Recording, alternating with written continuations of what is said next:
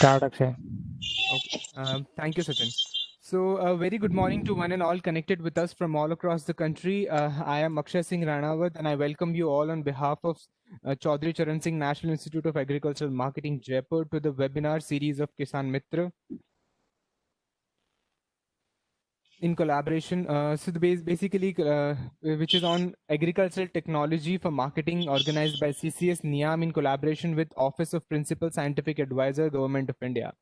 CCS NIAM Jaipur is an autonomous central government institute established under the Ministry of Agriculture and Farmer Welfare to cater various agricultural related aspects relating to training, research, consultancy, education in agricultural marketing. CCS NIAM is also recognized globally as a center of excellence in the Southeast Asia.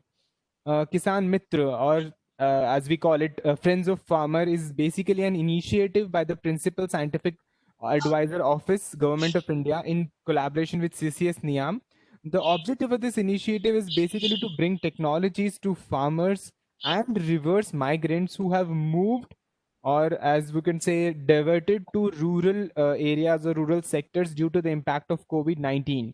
And under this initiative, more than 1,000 technologies have been identified, which are supported by various organizations like ICAR institutions, NABARD, Ministry of Rural Development, ISRO, and Gates Foundation.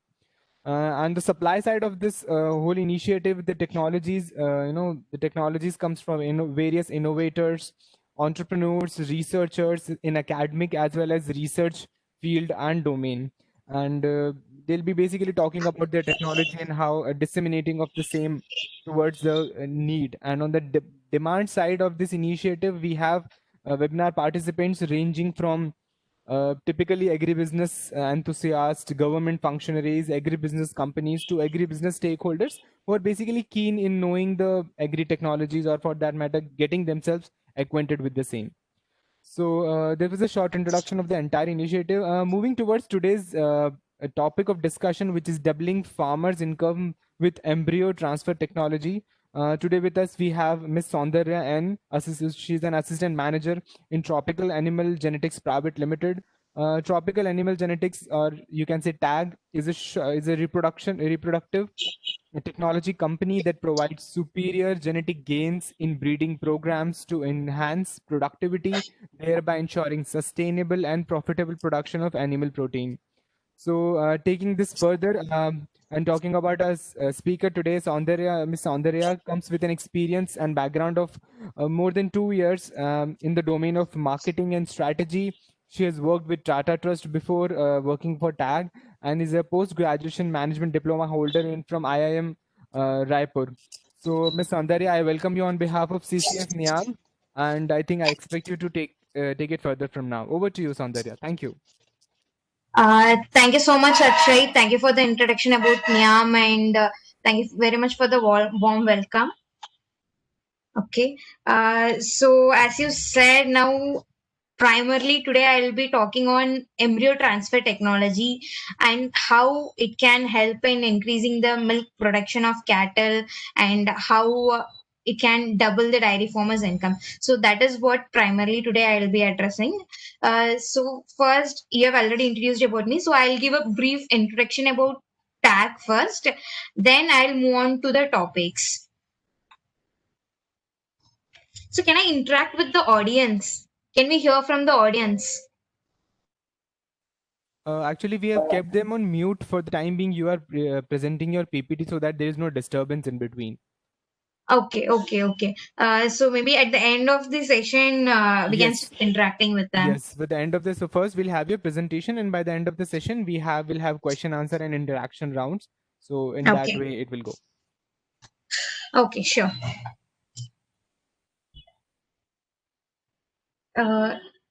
So as you have mentioned, what TAG is primarily doing is like we are concentrating mainly on the reproductive technology. So what we do is like through breeding programs and breed improvements will help them to get cattle that has higher milk production capability. So that is what we are mainly focusing on. So how we'll do is like how we'll help them to get cattle with higher productivity is like by offering them superior genetics and by offering our products like high merit semen doses and artificial insemination services and embryo transfer technology. So this is mainly our products. And to talk about our partners, we are partnered with NDDB, National Dairy Development Board, and also our technology partner is Transfer Genetics. So Transfer Genetics is the world leader in embryo production. So with the help of their technology, we are able to freeze and transfer the embryos, and we can make it available to the farmers' doorsteps throughout India. So first, let's talk about the challenges and the problems that are prevalent in India, and then I'll discuss about what solution we are proposing and how it will address those problems. So the if we see the main problem in India is these are all the main challenges when it comes to uh, dairy milk productivity. So if we see, we have very low milk production per cow. So when we compare to other countries, if we see our exotic breeds or average indigenous breeds hardly gives around 3 to 5 liters in a day, and if we see our exotic cross breeds, that gives around 7 to 10 liters in a day. So that's the average. But when we compare it to other countries, they have 25 liters, 30 liters producing, and more than 40 liters production per day. So how they have achieved this much production, milk production in cattle? So even if we take our own breeds, Gir and Sahiwal, they are performing very well in countries like Brazil and Australia. So they are performing very well. So just by using these Gir and Sahiwal, they have attained higher milk production in our very own breeds. And the other is how to, this is one challenge, lower milk production in our cow. And the other thing is poor genetics. We don't have cattle that have produces better, higher milk production, and that has better milk quality. Milk quality in the sense, milk protein, fat, and better feed conversion, and that are more resilient to our climates and better resistance to disease. And another thing is like we don't follow better breeding. We don't have good breeding practices. Most people, what they do while breeding is like they focus making the animal pregnant so that they'll move on to the next cycle of lactation. But we have to focus on the breed improvement. Then only if we focus on the breed improvement, we'll have a good breed in the next generation. But as people are focusing more on just on breeding and making the animal pregnant, and not focusing on the next generation, we are not getting good quality of cattle for the next generation. And obviously the next thing is like scarcity of fodder and grazing land. So because of the scarcity, the milk production is also becoming a challenge. We can't sustain the cost of milk production. So these are all the primary challenges we are facing. So so what is the solution that we are proposing to the challenges is the new technology, that is this embryo transfer technology. So first I'll walk you through what is artificial insemination and what is embryo transfer technology. So what is the benefits of embryo transfer technology over artificial insemination, and why this technology? So one thing is, for artificial insemination, what or how we do is, so in artificial insemination, we'll just extract the semen from the donor and we'll deposit this semen, or we'll do artificial insemination to the cows which we own. So what we do is, in artificial insemination, we have the opportunity to utilize the high merit or this value that we get from the bull. But as the oocytes or eggs from the cows we can't use, will not be able to utilize the germplasm of high merit cows. It is just whatever we are having. So but if we see embryo transfer process, we have a cow. that is also a high merit, and we have a bull that is also high merit. So in artificial insemination, we don't have any opportunity to utilize the germplasm of a high merit cow.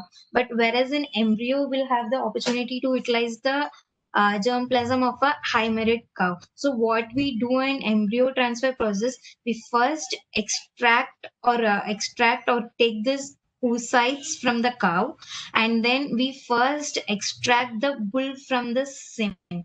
So in this way, after extracting this oocytes and semen, we'll do in vitro fertilization in a lab and will produce embryos. So after producing embryos, then we can transfer it to any surrogate cow.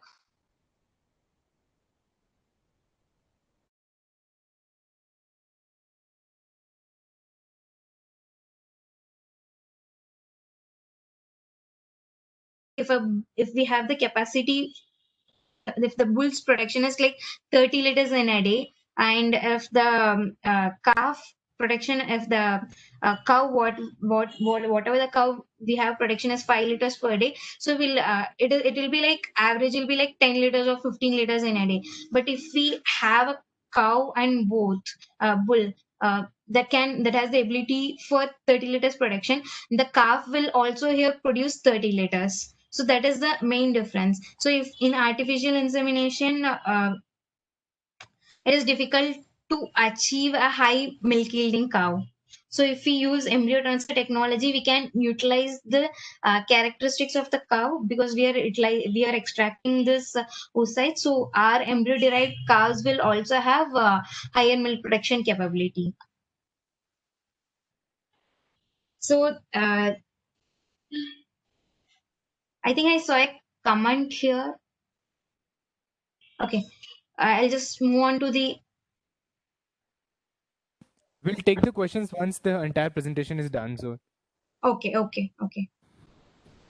So these are all the products that is offered by TAG, high merit semen doses and artificial insemination doses, and embryos and embryo transfer services. And apart from this, we have launched one more product recently, that is a cattle which is impregnated with embryos, so that these embryos are available to all the farmers. So the challenge with this embryo transfer service is like transporting these embryos and making embryo transfer technician available at all places is difficult. Even adding one or two embryo transfer service, one or two embryo pregnancies is difficult. So what we are doing is we are impregnating a cattle with embryos in our own form, and we are giving this cattle with embryos to the farmers, even those who want only one embryo derived pregnancies. So in this way, with our new product, we are also making embryos available to all marginal farmers in India. So these are all the benefits of embryo transfer technology. So if we see, as I've earlier mentioned, we can easily utilize this high milk productivity. So as we are if we see for tag, we have high milk yielding donors with NDDB. Those milk yield is recorded for various lactations, and whose pedigree details are recorded. So we have such donors, we produce embryos from such donors. So because of that, the embryos will also have higher milk producing. The milk cow from embryo will also have higher milk production capability. So as I mentioned earlier, this is 100% genetic transmission. So we'll have the opportunity to utilize the genetics or superior genetics of a cow as well. And apart from this, if we go for normal breeding, it will take many generations to accelerate the genetic improvement. But whereas in embryo, within just one generation, by using this embryo, we can easily accelerate the genetic advancement. And by better feed conversion, what we means is, like, if we have three cows that are producing 10 liters, but if we have one cow that is producing 30 liters, so the overall feed that we have to provide to produce the same quality of same quantity of milk will reduce. So if we take for example like this 30 liters versus one cow producing 30 liters versus three cows producing 10 liters 10 liters, so your basic feed that you have to give will reduce and the number of open days will be there. So then in the number of open days you'll just have to feed one cow instead of three cows. So all this will decrease the overall quantity of feed which you have to give also. And in with embryos you have the options to choose the desired breed you want. Like if you want you can choose pure indigenous breeds, or if you want you can choose pure exotic breeds, or if you want you can choose a crossbreed of F1 generation. So in this way you can be assured of the breed purity of the cattle as well. So if you go for a F1 generation breed, so that will have more, because that is F1 generation breed is something that is produced using a pure indigenous and pure exotic breed. So when you go for a F1 crossbreed, you will have the characteristics of like 50% that HF or Jersey, or 50% Gir or Sahiwal. So when you have uh, some cattle with this F1 generation, what you will have is like you will have more climate resilience, like that is more suitable to our climatic conditions, and that will have better disease resistance. So if you have this F1 crossbreed, you can sustain this production even for that will have better longevity, and you can sustain the milk production even for 10 lactations. So whereas in general we hardly have for like 5 to 6 lactations, and then we'll stop because of the reduction in milk yield and various other reasons, because of the health issues. We'll stop using after, mostly that we have this practice of stop using after 5 to 7 lactations. But whereas this F1 cattle we can use it even for 10 lactations. uh, yeah, so these are all the major things which I wanted to mention. So I'll take some questions if anyone has, then I'll move on to a different one, like what is the cattle impregnated with embryos and how it is useful to marginal farmers. Thank you so much, Saundarya. I think this presentation was pretty clear and straight. So Yeah. I think we have one question from Mr. Sendil Paranaswamy. The question pertains to, it makes the farm more and more dependable on corporate companies. Is it suitable for Indian scenario? Yeah, the thing is actually, yeah, only one time you have to purchase the embryos. So then it won't make dependable apart from that. So for example, if you like 100 cows, then what you will do is like maybe you can repurchase the embryos for one time. Like you can purchase 30 or 40 embryos for upgrading your cattle herd. Then after upgrading your cattle herd, you can use the same cattle herd which you have upgraded. You don't need to purchase it again and again and again. It is just a one time investment to upgrade your cattle herd permanently. I hope you were able to understand. It makes sense. Yes, actually, because that is how it's going to cater the requirement, and I think that is how it will go. Yeah. Andre, I have one simple question. I think considering I have a very less exposure to dairy and entire thing.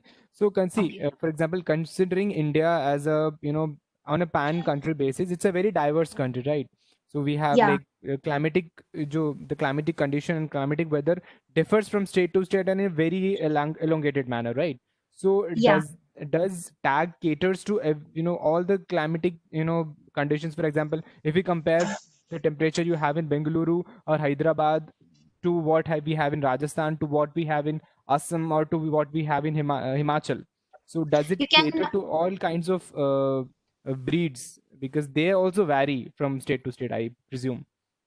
Yeah, so the thing is, for each and every climatic condition or for each region, we can choose the breed that suits to that particular climatic condition. For example, if you go for Punjab or Haryana, they'll have more HF breeds or Jersey breeds. You can use even some breeds that have around 75% to 90% HF for jersey you can use. But whereas you come to regions like Hyderabad, where the weather is hot, where it has hot climatic conditions, you can go for breeds that are F1, like that has more 50% HF and 50% gear, something like that. So when you go for this, that has characters that is more resilient, that is more suitable to that climatic conditions. Or you can even go for indigenous breeds for that climate. So we have various types of breeds, so you can choose accordingly as per your climatic conditions of that particular area. So you can even choose the breed composition, whether it is 50% F1 or pure indigenous. So according to your needs, you can choose. And Okay. apart from this, the one main technology that TAG offers is we produce these embryos using sex semen, and we're also indigenously developing the tax partner is indigenously developing the technology for sex sorting the semen in India, and we also produce these embryos using sex semen. So it offers 95 to 90% probability for the production of female calves. Sandhya, I'm expecting this is the whole entire technology is patented, right? You have IP rights over this. Tag has any IP rights or trademark rights or maybe patent rights over this technology developed? For this, it is under the production. It is under the Jiva Sciences. That is one of the Okay. subsidiary of TAG. So they own Okay. this whatever rights for the sorting this technology. Technology. But as of now, we are procuring the six sorted semen from outside, and we are producing these embryos. And our technology partner is, as I mentioned earlier, Transover Genetics. So they own everything, and we produce embryos with the help of Transover Genetics. Understood. Understood. We have one more query. This pertains to kindly provide the economics of one embryo for farmer, uh, one economics for one embryo for farmer. Okay, as in the financials of how the entire costing would go for a farmer.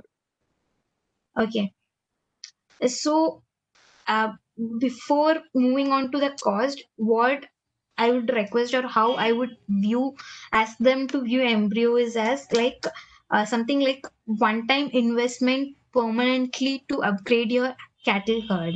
Because if you uh, even if you take just the embryos life cycle, like the cows which is produced from the embryos life cycle, like 5 to 7 lactation, it is profitable. But how I would ask or request someone into account take into account as like so if you upgrade your cattle herd, then you don't need to invest any further on buying cattle from outside or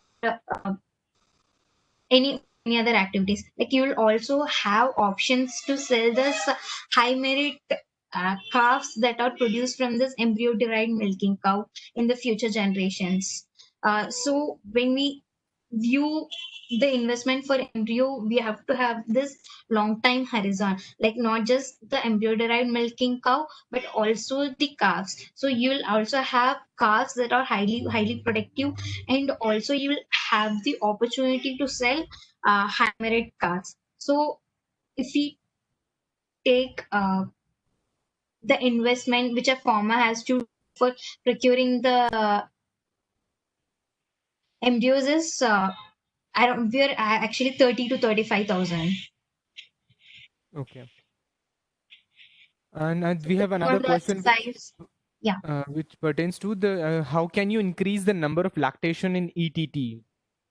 So basically, what happens usually in our Indian scenarios, like the cattle's milk productivity will reduce, or the cattle health will not be good. So because of that, we don't keep the cattle after 5 lactations. But whereas if we see a cow from embryo transfer technology, from embryo, it will have the longevity or the capability to live for longer years because of the good health, and it will have good milk productivity. So because of that, you can keep the cattle for more lactations. We are not doing anything to increase the milk production, or we are not to increase the number of lactations. It is just because the cattle is good, you can keep it for a longer period of time. But this also depends on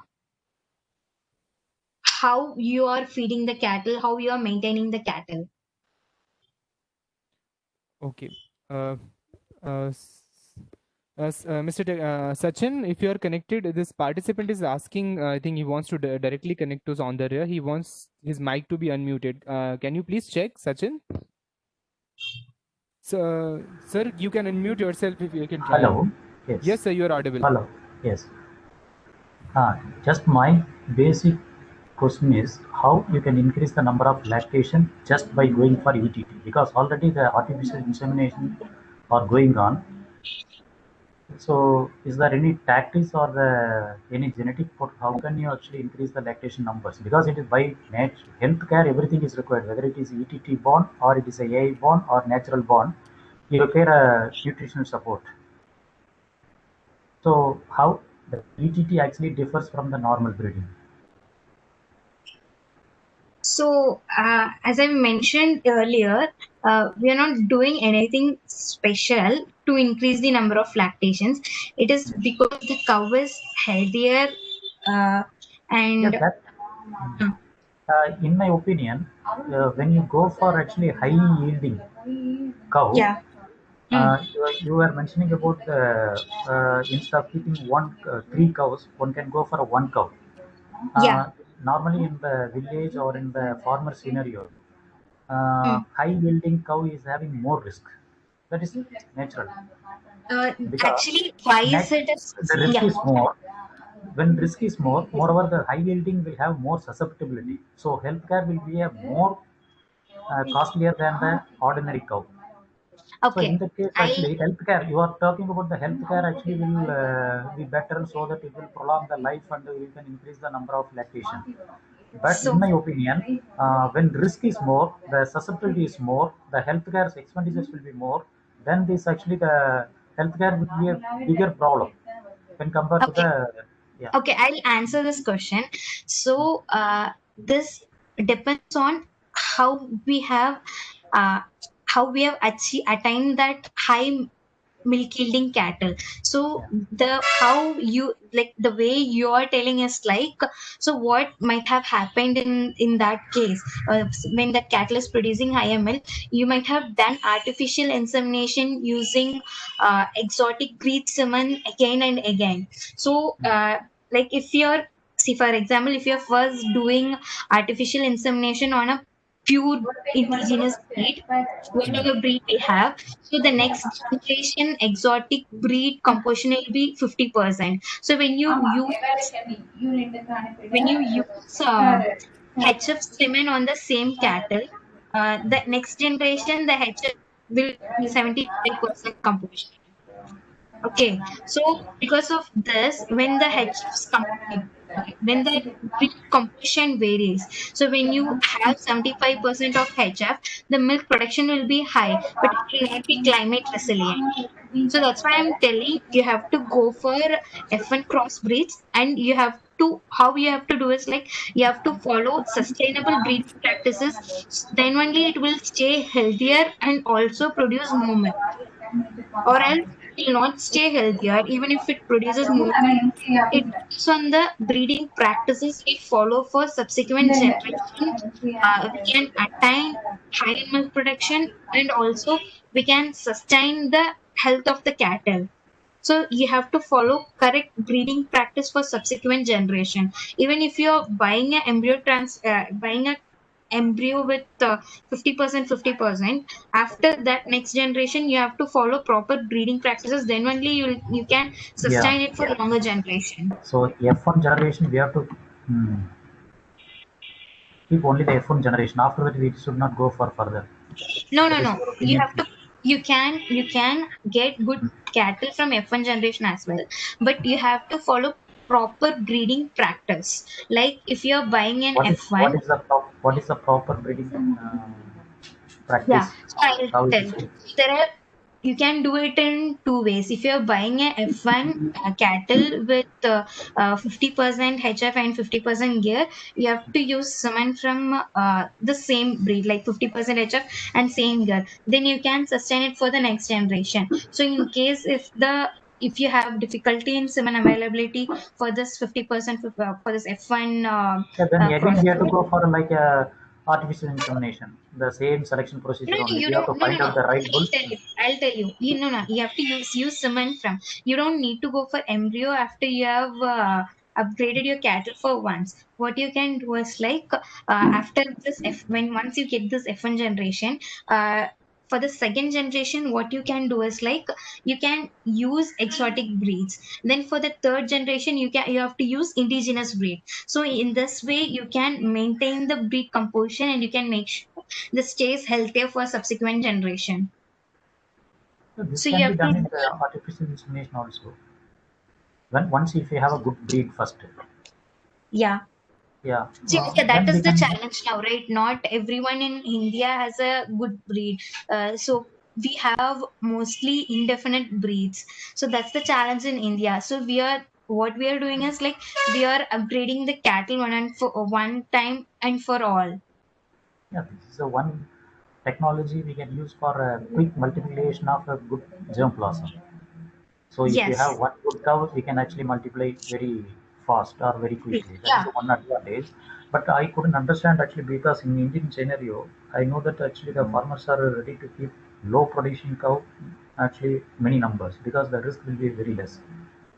Whereas Hmm. if they go for a high producing animal, the risk is more. Moreover, the feeding and healthcare maintenance and other things they may find difficulty because still we No, no, don't no. have good veterinary It is service in as the I nook and mentioned. corner of the country. Yeah, maybe wherever there's actually a good healthcare and high sophisticated things are available, the farmers can go for it.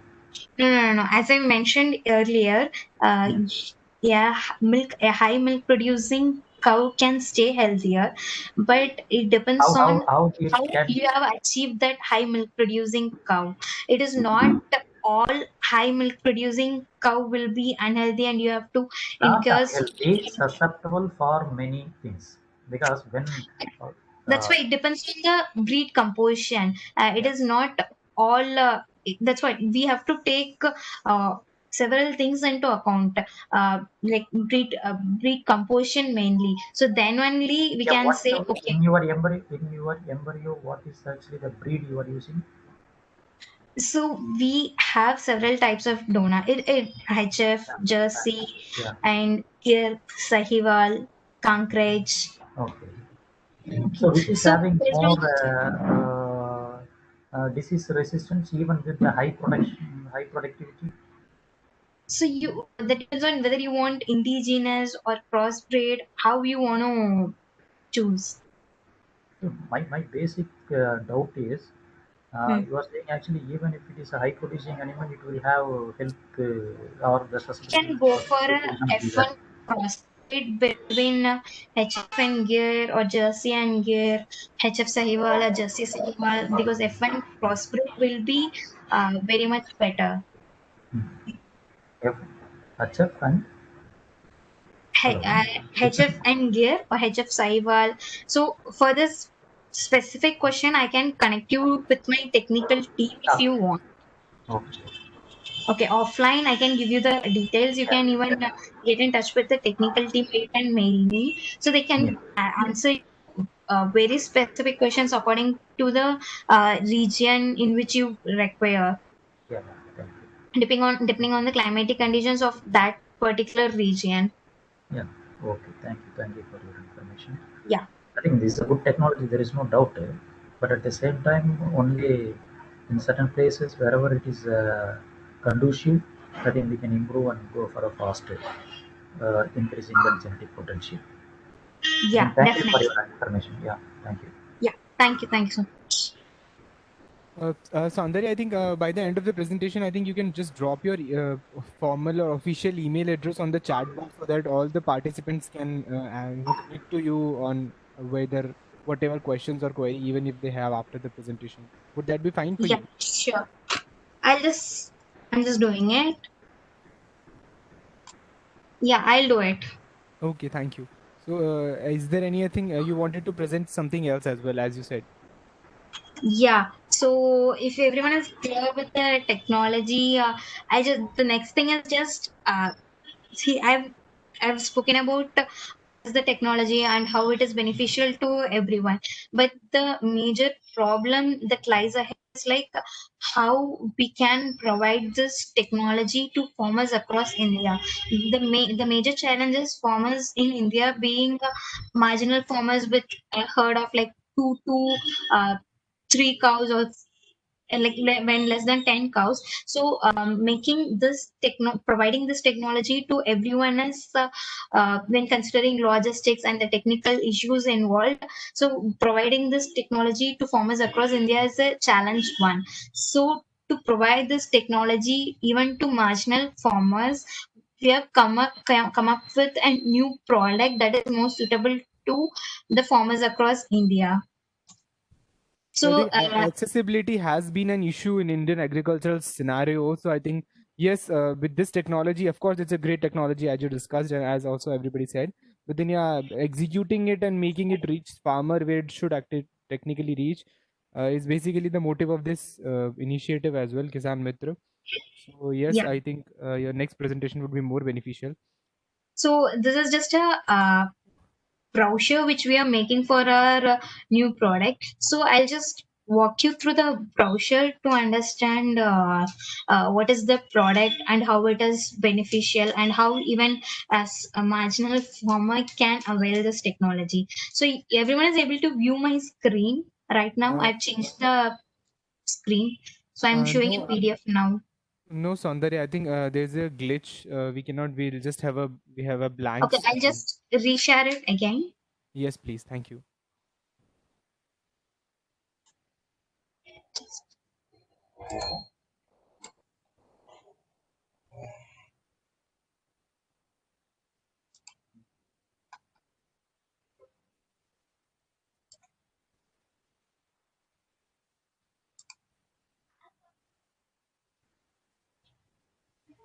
Yeah.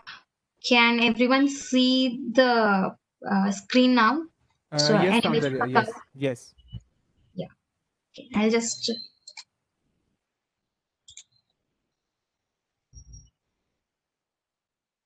so this is something which we have developed and which we have come across for making the technology accessible for everyone. So what we are doing is like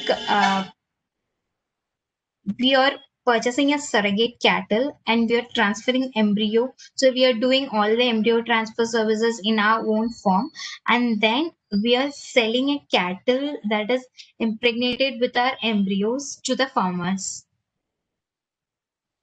Okay, so this is what the farmer will get when he purchases the cattle. So he'll get a pregnant cow in at the fourth month of pregnancy. So after in 5 to 6 months, he'll get a calf, and he'll also have a surrogate cow. Then in another 27 months, this calf will grow into a milch cow.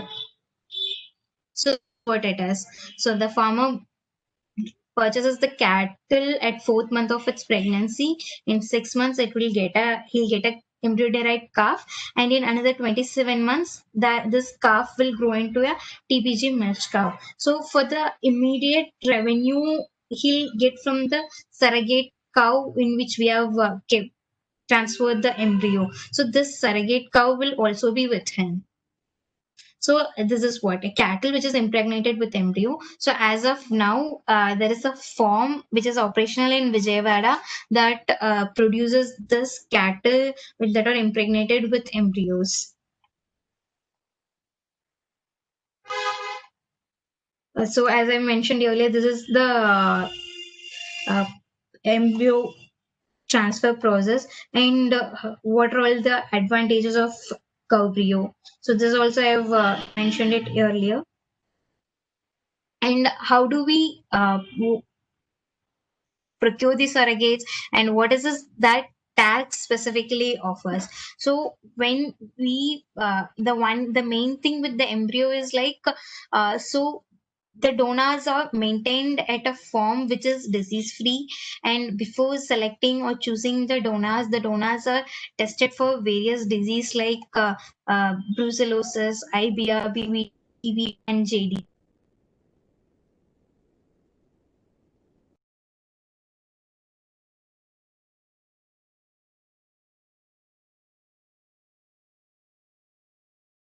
So that we can ensure the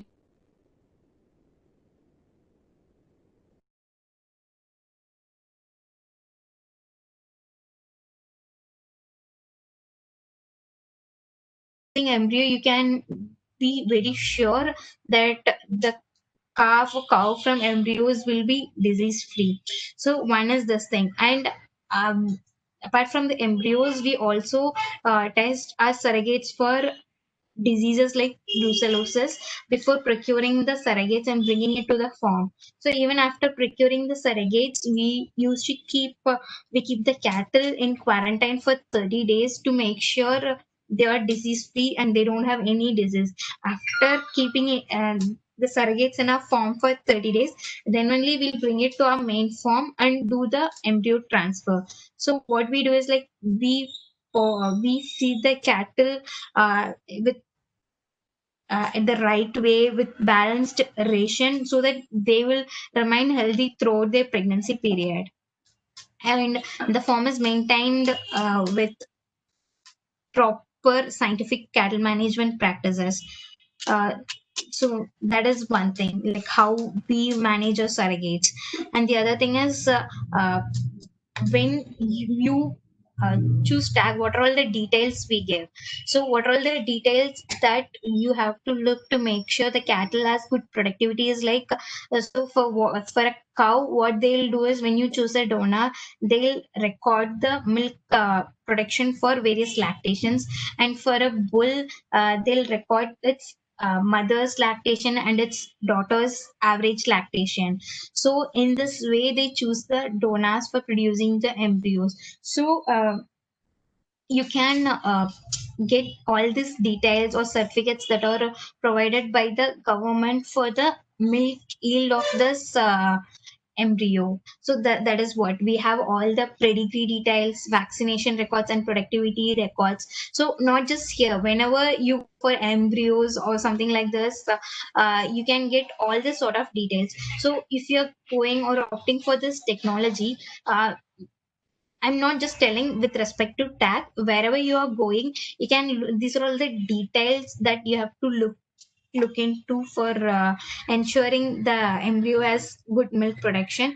So this milk productivity records and its predictive details and vaccination records. So you can look into all these details. And as I've mentioned earlier, this has a probability of 85 to 90% for the desired sex, and where you can produce whatever breed you want.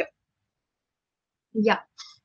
So this is pretty much about the product, that is TBG Jest. Yeah, Akshay. Yes, Saundarya, thank you. I think you very well explained the entire scenario, the product as well as the technology, and how the accessibility part of making it reach the stakeholders, which is an important part. So I expect any participant, if you have any questions or queries pertaining to the presentation made, to the product, to the technology, how the accessibility to the stakeholders, or maybe if anybody wants to connect, with tag as on any front, I think the floor is open for questions and suggestions for that matter if you have any. So I'll just check the chat box if you have any questions.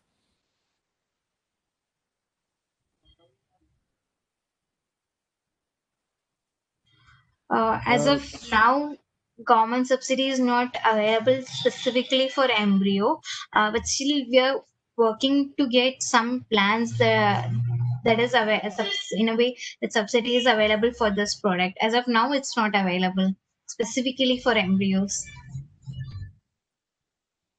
because this is something very new and on a commercial scale. So this technology is completely new in India. Soundarya, even I have a simple question, I think, which relates to the health of the cattle. Does it involve any kind of risk? Because when you are using an animal, like, of course, the process is entirely done through like on a Hmm. legal front. But then, is there any risk involved, or have you encountered any while doing the same? Actually, embryo transfer process is very much similar to artificial insemination. Yes. So there is no such thing as a risk involved with doing embryo transfer. So we have been doing artificial insemination in India for quite a long time. It Yes. is Yes. just Yes. what you're transferring is different, and the time you'll be transferring the embryos is different. Like while you are doing artificial insemination, you will do it during the time of heat of the cow. Like heat is the proper time to transfer the deposit the semen. But Yes. whereas an embryo, you'll do it 1 week after the heat, after the cow comes into Okay. heat. Okay. Okay, so it's just that time is different and what you're depositing is different, but more or less the process is same. And the place of deposition will be different. So there is no such thing as this is a risky process. Cattle's health or the internal organs will be difficult. It is Okay. nothing like that. It's a simple Thank you process. so much. And thank you so much. So we have one more question. It says that will it encourage twins and triplets if the farmers requests? No, will be transferring only one embryos. Like in case of semen, you'll be depositing so much quantity of semen, but when it comes to embryo, you'll be transferring only one embryo. So there is no possibility for twins or triplets, because even after depositing the one embryo, before going to transfer the next embryo, we'll make sure we'll give enough amount of time and we'll do the pregnancy diagnosis. Then only we'll go for the second embryo transfer. Uh, Thank you so much, Soundarya. I think so. Any participants, the floor is still open for question. If you have any question, query, suggestion for the presentation just made for the technology, or for tag, if you want connections, any kind of. So kindly proceed.